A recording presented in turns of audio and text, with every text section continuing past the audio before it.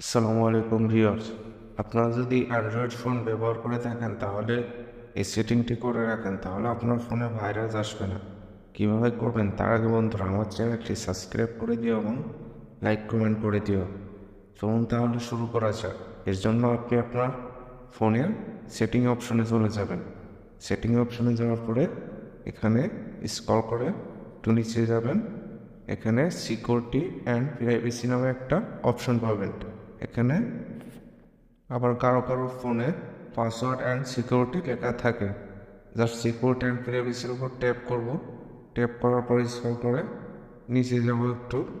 Scroll করে নিচে যাওয়ার পরে জাস্ট এখানে মোর সিকিউরিটি অ্যান্ড প্রাইভেসি নামে যে অপশনটি আছে ট্যাপ দিবেন। ট্যাপ দেওয়ার পর জাস্ট এখান থেকে একটু স্ক্রল করে নিচে যাবেন।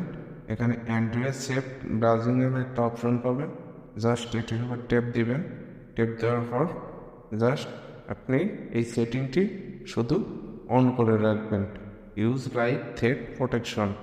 তাহলে আপনার ফোনে কোনো ভাইরাস আসবে না।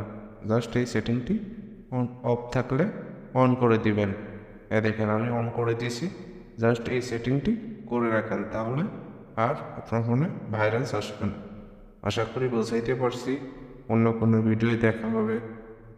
আল্লাহ হাফেজ।